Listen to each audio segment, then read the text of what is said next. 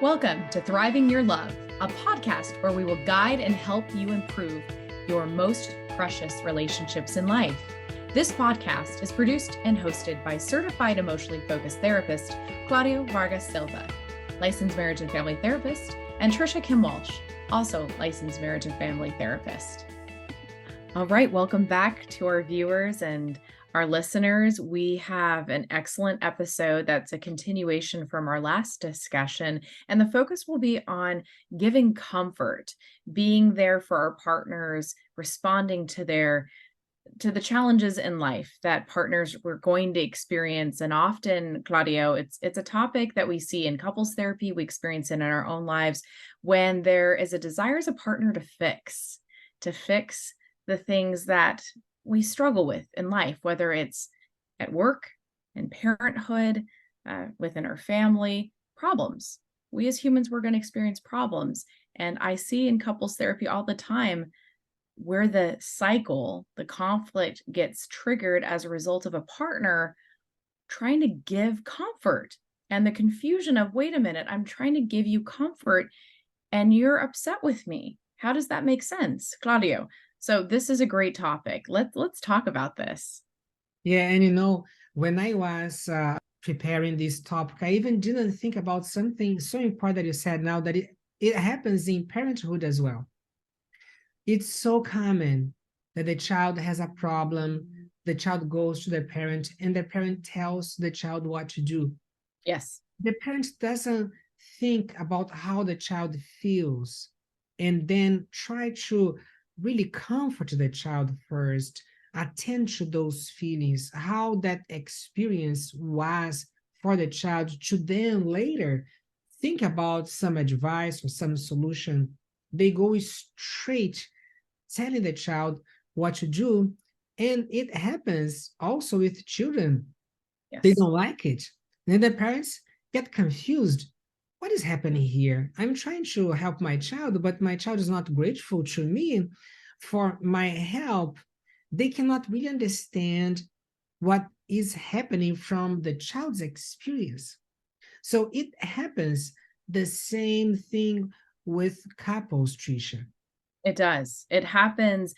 And also, it's an important topic, viewers, listeners, that we're bringing up, because we hope that you can see that behind the intentions is love, is I see you in pain, and I am supposed to be the source of comfort. So you as my child, you as my precious partner, you're coming to me with pain, and I'm going to solve it. I'm going to fix it. I'm going to take it away from you. That burden that you're carrying, I'm going to tell you what to do. But, Claudio, what ends up happening is it lands as criticism. It lands as, you don't know what you're doing, so I'm going to tell you how to do it. And then there's hurt. There's hurt that happens for that child, teenager, that partner. And I see as a therapist of where we can get into this terrible conflict within ourselves is, I came to you to seek comfort, for you to hold this with me, not do this for me. I didn't ask you to solve it. What I wanted from you was to listen and to be with me in my pain and validate my pain. See me, that you trust me. I can figure this out for myself. So when you try to solve it for me, you're saying you didn't trust that I could solve this for myself. And then sinks the pain, Claudio. That's what I see consistently. Yes, absolutely.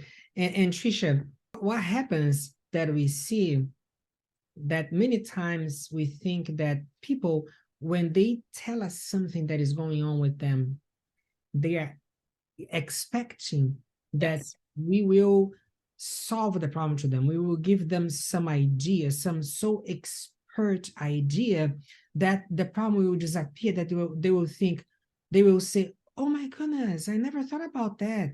You're so smart. Thank you for that idea. So Yes. we think really that this is what people expect.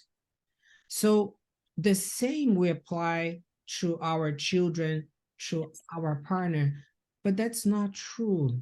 It's not actually solving the problem, the solution to the problem, or an advice. Because as you said, when we give advice, for some reason, our partner listens that, well, I know better than you.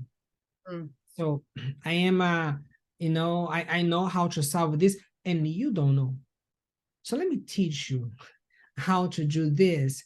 So the child, the person, the partner will feel in some way like we think less of them, like they are incapable, right? But the thing is that we are taking too much responsibility, Trisha. Yes. Right. And it comes from love, right, Claudio?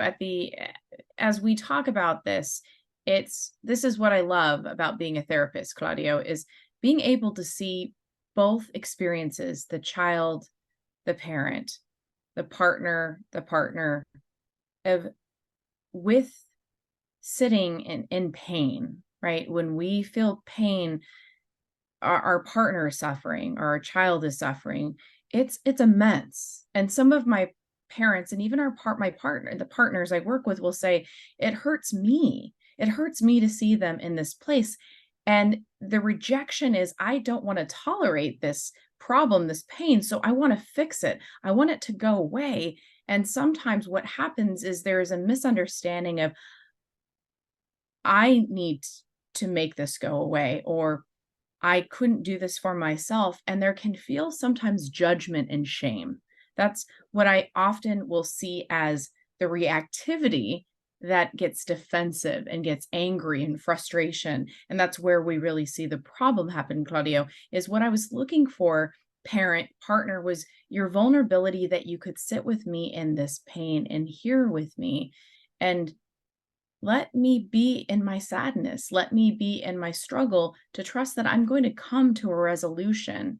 But taking it away from that person often lands as a certain level of judgment that can create even more isolation and loneliness of, I can't I can't show up with my problems, and for you to let me be in this suffering and just sit with me in the suffering and say, this is really difficult, and I know you're going to figure out a way on how to solve this. How can I support you with this? Yeah. And Trisha, you pointed out something that is so, so important. The partner is actually well intentioned. Mm, So there is a good intention behind, and mm. it comes from love, as you said. So it is hard to see someone we love that goes through pain. We want to take that pain away, right? But that Yes. is also a problem in itself because sometimes we think that our partner's happiness is our duty, our responsibility. Yes. We need to keep them happy. And some partners even have an unconscious thought Yes. that if they were good partners, their partner wouldn't ever be unhappy. Yes. They would be happy all the time because just their presence in their lives would be enough to counteract everything outside that happens. If they have a problem in their work environment, if they have a problem with their family of origin, you know, they wouldn't be affected because my love for them is enough to make them happy all the time. So when we have this thought, we end up feeling very disappointed because we are not everything in our partner's lives. It's not our responsibility for making them happy. So what we can do is to be with them, to be present, as you said, emotionally when they are going through difficulties, through problems. So, it's so wonderful when we know that someone can be there with us, someone can listen to our pain and not try to fix it, just be with us. So, just knowing that we have someone with us in our pain is already wonderful because that means we're not alone. Because The problem is not actually to Yeah. have the pain, to have the problem, but being alone.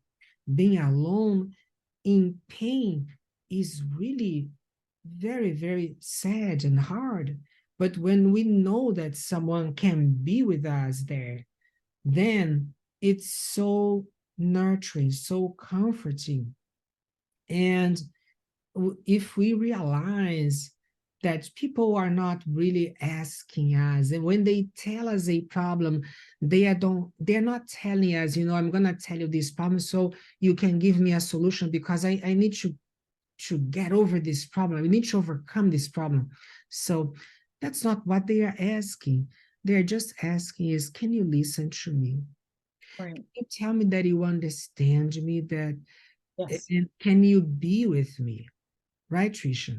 Right. Yeah. Claudio, this is the heart of what we're speaking to. If anything, viewers, listeners, please take this in because this is powerful. Is I have so many tech clients I work with in the tech Silicon Valley industry, and they are brilliant and they get in their head and they are paid so much to fix problems. They're really great at it. But this is one of the greatest struggles that I see with my couples, and even many of them are parents, and they work so hard to try to figure out the fix. And the fix is what is embedded in our DNA, and that's love. Is that we have the biological will to attach and love.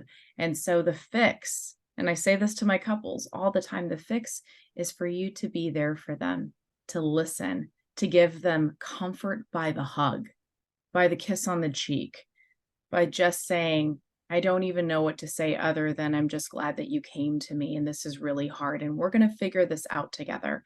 How can I be here with you? I'm just so glad you're coming to me with this. That is powerful because that is love. That is unconditional love, is no matter what is happening in your life, I'm going to be here with you. And that is a fix that has allowed us as a species to survive. As we come together in adversity, even if we don't know the solve. Let's look at the pandemic. That's a clear example. We had no idea, Claudio, if we were going to have a vaccine. It was scary. But what got us through this was love. And love continues to transform us in ways that we can't even begin to describe.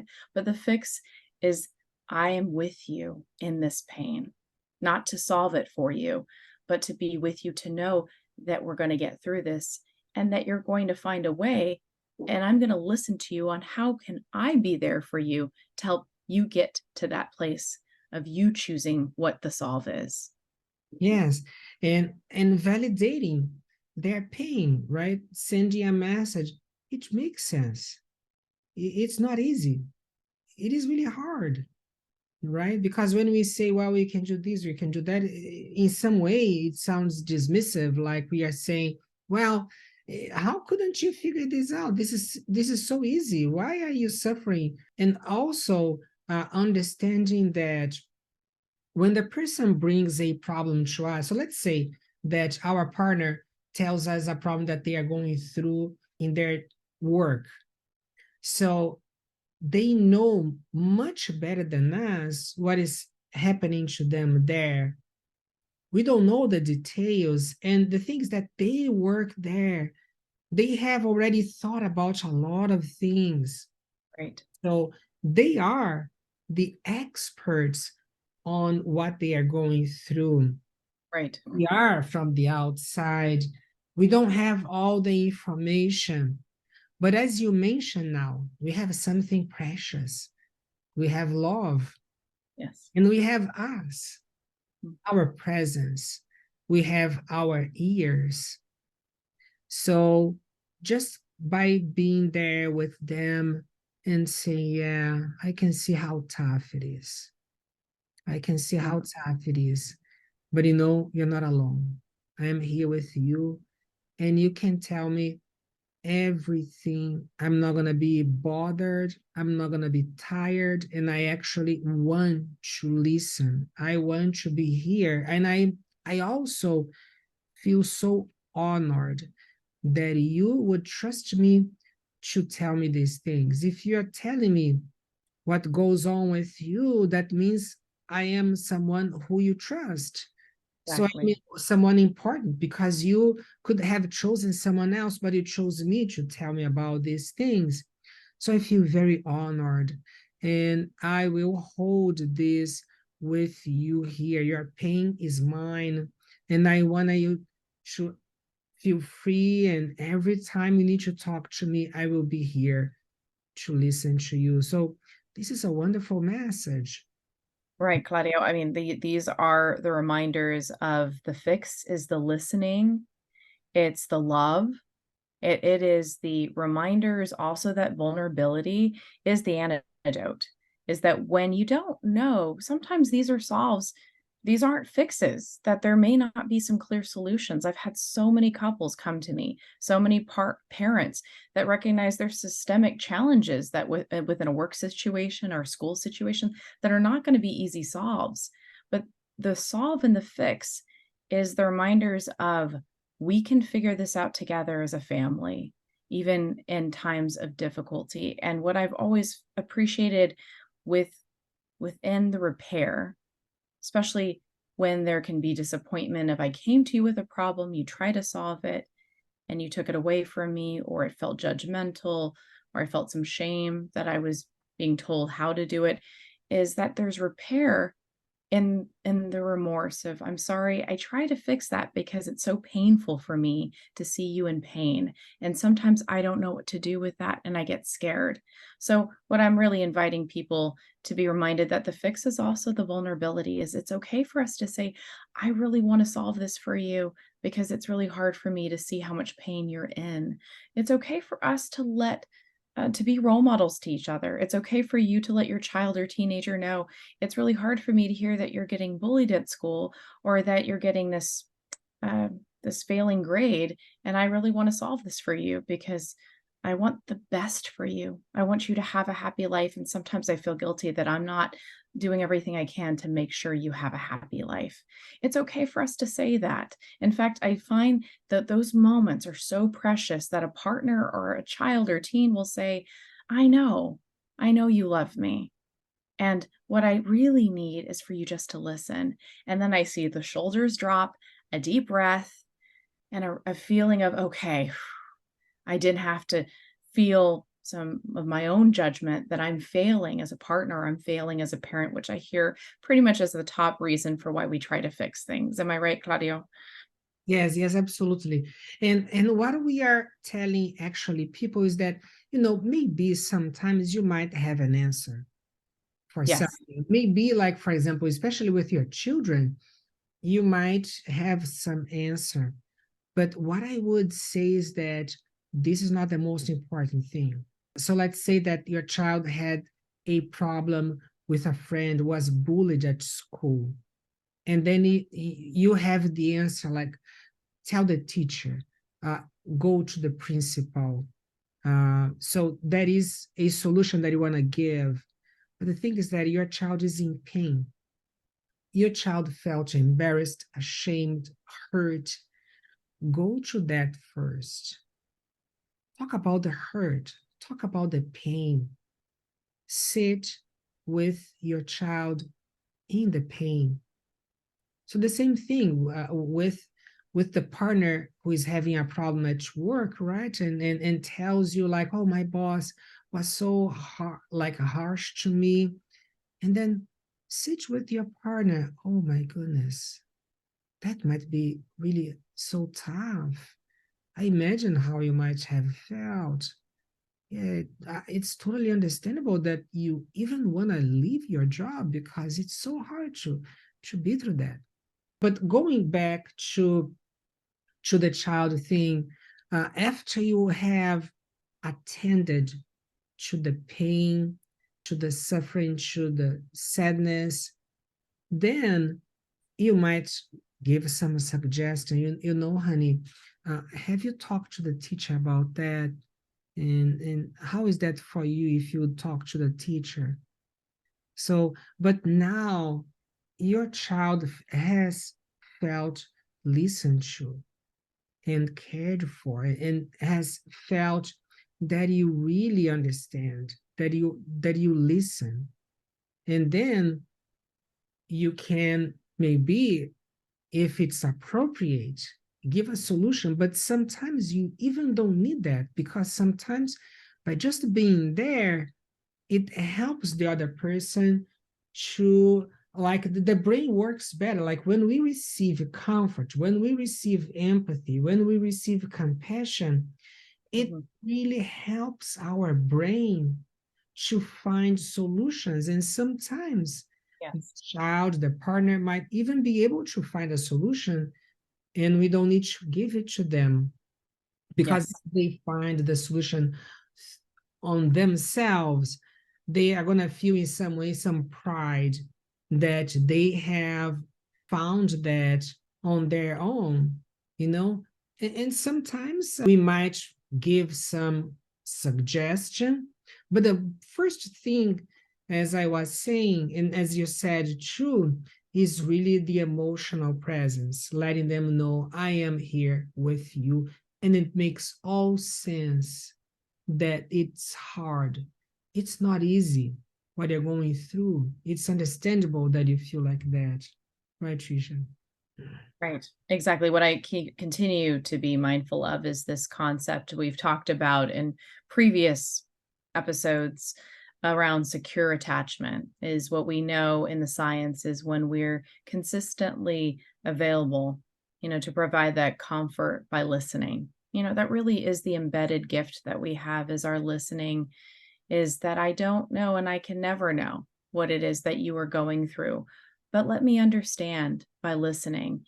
And asking questions can sometimes land as waiting, noticing if you're trying to jump in and trying to catch yourself. And so I know as we're coming to the close of today's episode, and we have so much more to continue talking about, is something that I have found helpful for me because, Claudio, as a therapist, we really love to help our clients. And so we recognize that in our lives, our personal lives, we sometimes want to be helping others. When I'm during my off hours, I still find the pull to want to help everyone I know. And then I almost have to put my hand on my knee to kind of slow myself down and say, listen, catch your breath, just listen, because it can be hard when I see people in pain. There is kind of this, I don't know what to call it, a kind of superhero cape that I want to kind of rescue and take pain away, but being reminded that really honoring and loving is listening to the pain and recognizing this wonderful, remarkable human being that's in front of you is going to figure it out. But they're coming to you to share it with you, which to you, Claudio, I love what you just said, what you said earlier, is it really is an honor, is that someone trusts you, someone loves you, someone is sharing this with you, is to say, I'm not just showing you the most happy, most polished and perfection of my life, but I'm also showing you some of the messy that we all know, right, Claudio? Every single one of us on this planet has the messiness of life. No one is exempt from that. But I get to hold this with you and to be reminded with our struggle, with adversity comes resiliency. And so our struggles actually transform us in ways that we can't fully always understand, but to see that it's just like being at the gym. The more, we're exercising problems in life, we do see a muscle kind of develop, and that is the ability to kind of hold within the realities that life is going to continue throwing us curveballs. And what's amazing is our children, our teenagers, our partners are going to be able to catch them, especially when they know no matter what they're facing, they have our strength, our love by listening and supporting them in the challenges of life. Yes. Well, we are so happy to be with you one more time. Yes. We Yes. want to invite you to continue turning on and listening to us. Thanks for joining us. We can't wait for the next time. Thank you so much for tuning in with us today. We hope you'll join us soon again for our next episode of Thriving Your Love.